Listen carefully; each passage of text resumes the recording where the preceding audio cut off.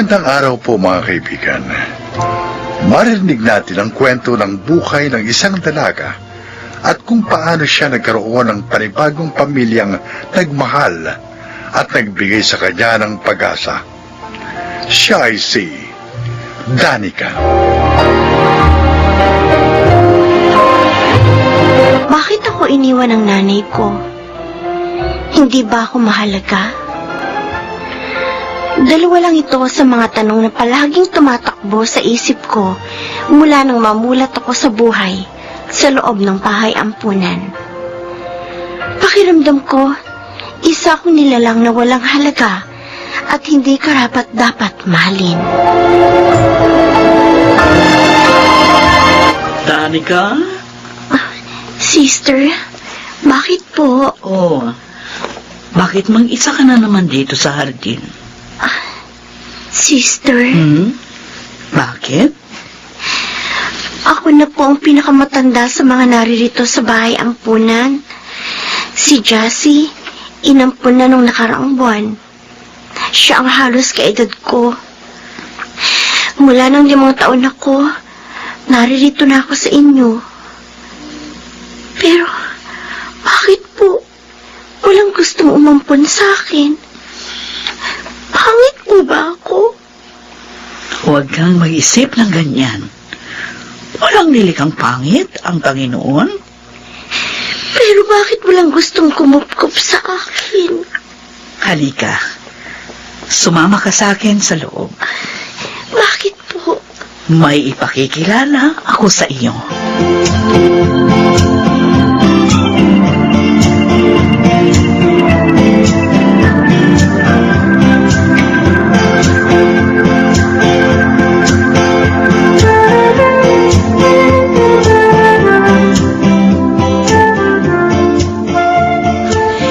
Ikaw si Danica? Hi, Danica? Hello po. Danica, siya si Linda, at ito naman si Melvin. Meron silang isang anak na lalaki. Sila na ngayon ang magiging bago mong pamilya. Po? Payag ka bang maging bunsong anak namin, Danica? Ampunin niyo po ako? Oo. Sister, totoo po ba? Oo, totoo. Oh, bakit ka umiiyak? Ayaw mo ba sa amin? Ay, masaya lang siya. Masayang masaya siya dahil mayroon na siyang panibagong pamilya.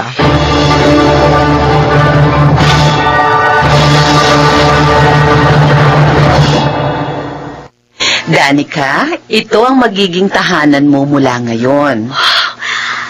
Ang laki po ng bahay ninyo. Pero ay, Sir, dalhin mo nga rito si Davin. Aba, Welcome to our family, Danica. Salamat po. Maraming salamat po sa pagkupkup niyo sa akin. Daddy, Mami, Oh, Davin! Come here. Danica, si Davin, pangaray namin. hi.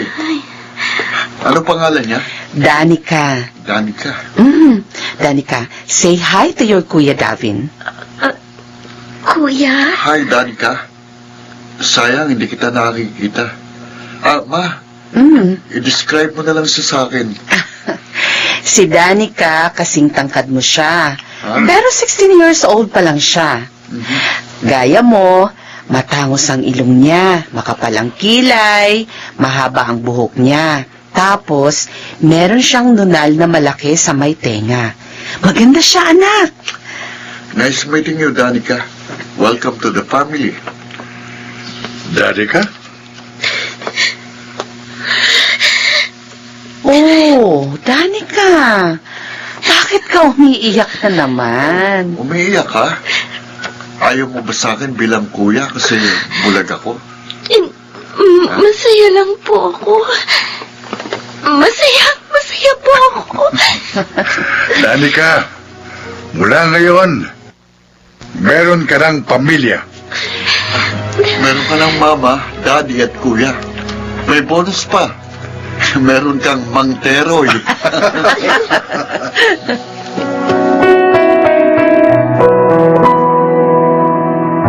Ay, maglilinis ako ng sasakyan. Dahil mamaya may pupuntahan kami ni Sir Melvin. Teka, nasan yung panlinis ko rito? Ano kaya? Aba, gani ka? Mang Teroy, good morning po.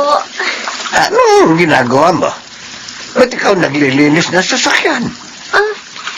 Wala naman po kasi akong ginagawa. Eh, bitiwan mo yan. Bitiwan Po? mo yan. Trabaho ko yan. Eh, Oo, baka makita ka ni Sir Melvin at Ma'am Linda, tiyak makakagalitan ako. ayos lang po ako.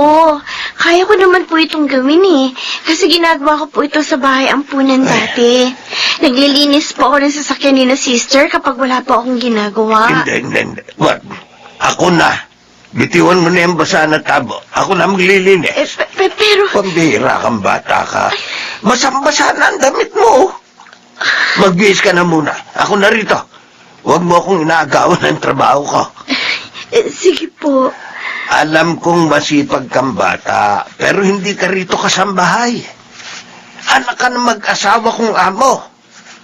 Anak ka nila.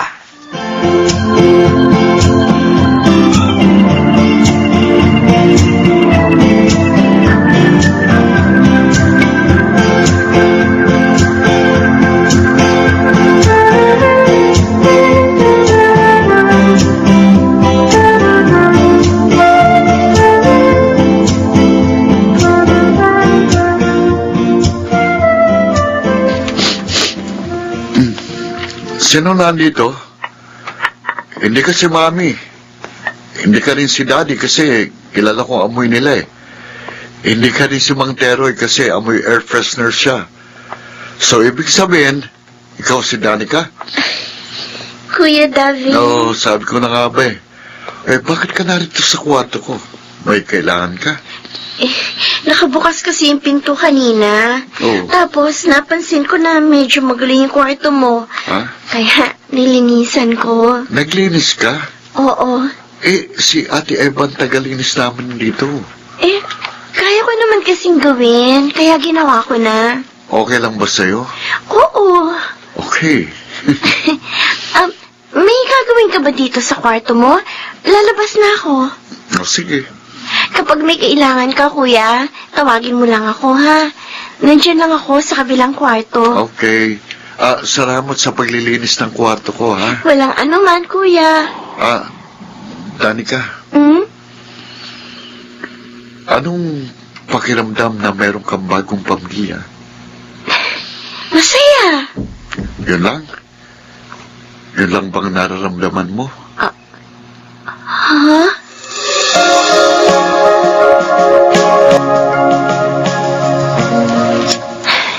May ginagawa pa si Ate Eva sa kusina. Buti pa, ako naman ang mag-ayos dito sa sala. May paparating daw na bisita sina Mami at Daddy. Lilinisan ko muna itong kisame. May mga agyo ni.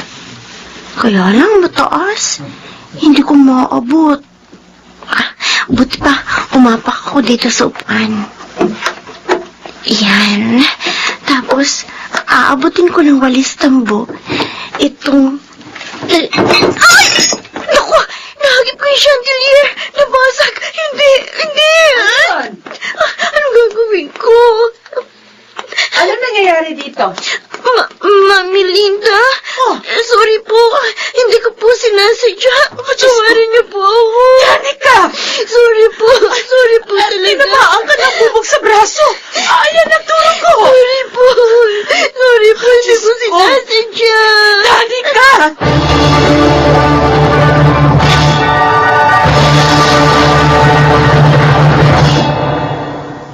Anong ibig mong sabihin? Pakiramdam ko, hanggang ngayon piniplis pa rin tayo ni Danica. Siguro natatakot siya na baka ayawan natin siya. Baka abandonahin uli siya. Natatakot siguro siya na baka sa simpleng pagkakamali, mawalan uli siya ng pamilya. Kaya ba kung umasta siya rito sa bahay parang hindi natin anak, kundi katulong. Oo. Kanina, takot na takot siya nang nabasag niya yung chandelier, pero hindi niya napansin na may sugat na siya sa braso. Hindi natin siya masisisi, Linda. Inabandona siya ng kanyang tunay na mga magulang. Takot siya na maulit yun. Takot siya na maramdamang hindi siya mahalaga. Takot siyang maiwan muli. Melvin, ano kayang mabuting gawin? Kausapin mo si Davin. Alam niya kung anong gagawin.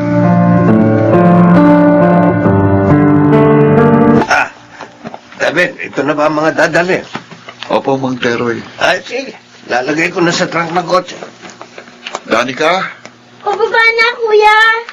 bilisan mo. Malapit na mag-sunrise. Tara. Okay, let's go to the beach.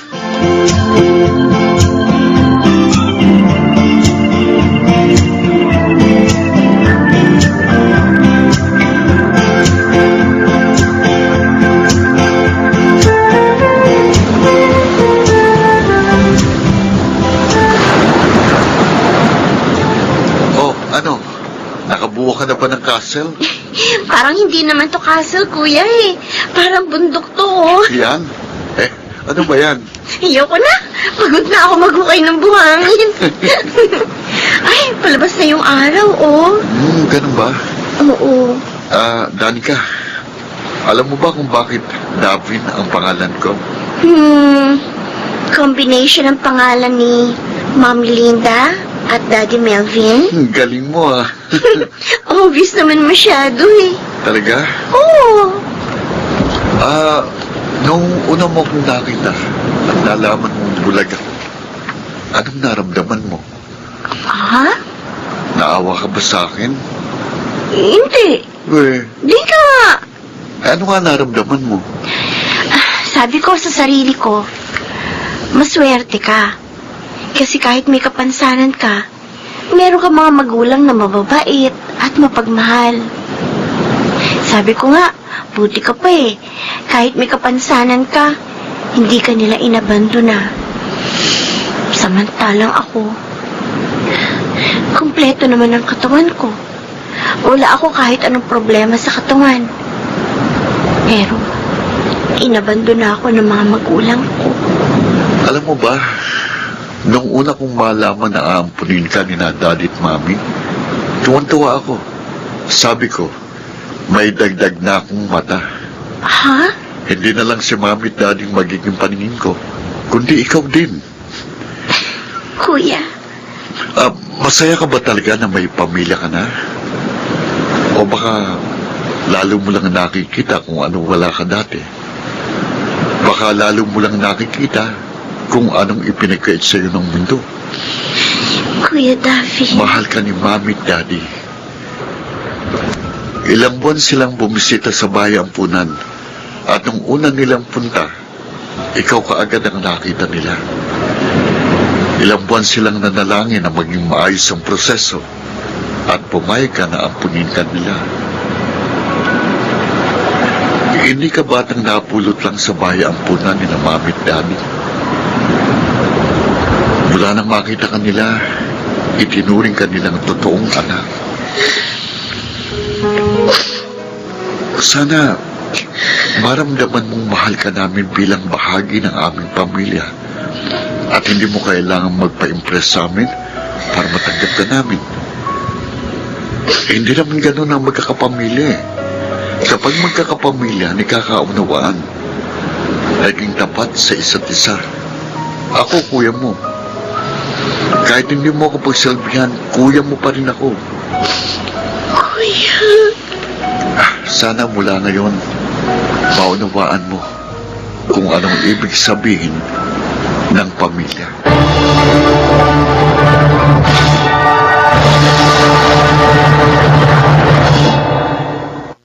Hinding-hindi ko makakalimutan ang araw na yon na kinausap ako ni Kuya Davin.